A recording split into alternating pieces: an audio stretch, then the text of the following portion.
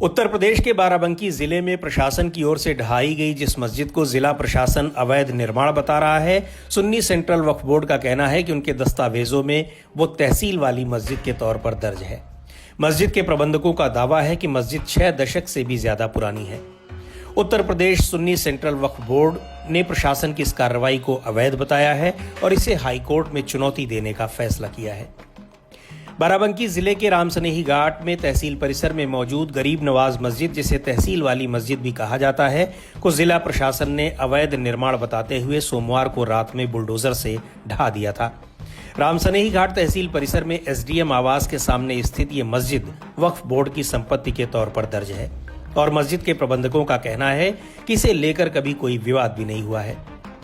हालांकि बाराबंकी के जिलाधिकारी आदर्श सिंह कहते हैं कि संबंध में संबंधित लोगों को 15 मार्च को ही नोटिस दिया जा चुका था और प्रशासन इसे कब्जे में भी ले चुका था।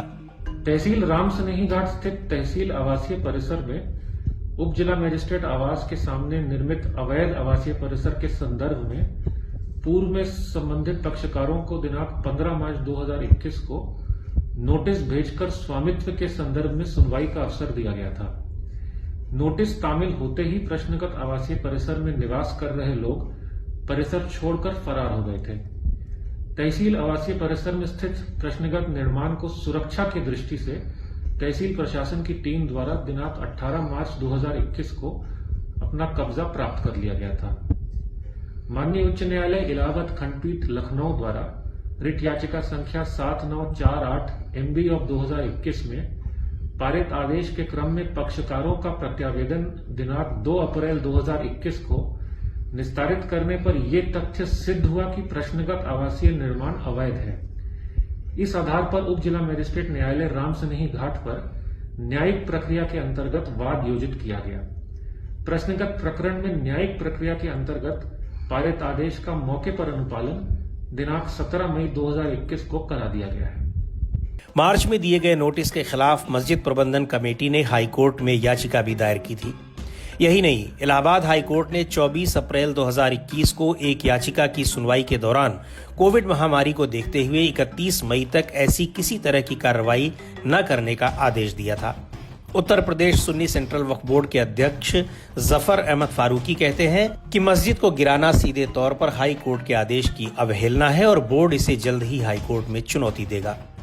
बीबीसी से बातचीत में जफर अहमद फारूकी कहते हैं कि स्थानीय प्रशासन की हठधर्मिता के अलावा मस्जिद को गिराए जाने का कोई और कारण समझ में नहीं आता है, क्योंकि एसडीएम के आवास के ठीक सामने मस्जिद थी और शायद ये बात उन्हें पसंद नहीं थी, क्योंकि और कोई वजह तो लग नहीं रही है।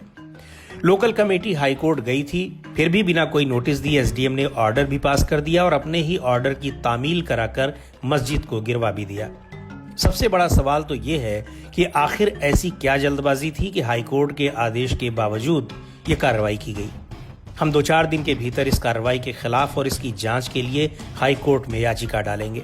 सुन्नी सेंट्रल वक्फ बोर्ड की ओर से जारी एक बयान में कहा गया है कि वो मस्जिद की बहाली, उच्च स्तरीय न्यायिक जांच और दोषी अधिकारियों के खिलाफ कार्रवाई की मांग करते हुए हाईकोर्ट का रुख करेगा। जिला प्रशासन का दावा है कि यह कार्रवाई कानूनी तौर पर की गई है, लेकिन जिलाधिकारी या फिर जिले का कोई प्रशासनिक अधिकारी इस बारे में किसी सवाल का जवाब नहीं दे रहा है। रामसनेही घाट के निवासी अदनान आरिफ कहते हैं कि मस्जिद यहां तब से है जब तहसील परिसर बना भी नहीं था।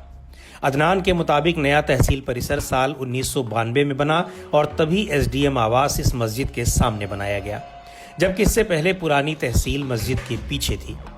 मस्जिद साल 1968 से वक्फ बोर्ड की संपत्ति के रूप में दर्ज है और उससे पहले साल 1959 से उसके पास बिजली का कनेक्शन है। अदनान कहते हैं कि हर शुक्रवार को यहाँ रोज की तुलना में ज्यादा संख्या में लोग नमाज पढ़ने आते थे।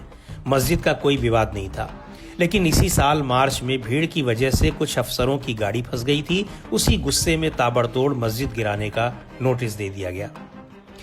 नोटिस के विरोध में लोगों ने कई दिनों तक स्थानीय प्रशासन के खिलाफ मार्च महीने में प्रदर्शन भी किया था। इस दौरान प्रशासन की ओर से मस्जिद की मीनार से माइक हटाने की भी कोशिश की गई। विरोध के दौरान कुछ लोगों ने पथराव किया, पुलिस ने लाठीचार्ज किया और कई लोगों को चोटें भी आई थी। इस मामले में कई लोगों के खिलाफ मुकदमा दर्ज करके उन्हें जेल भी भेजा गया था।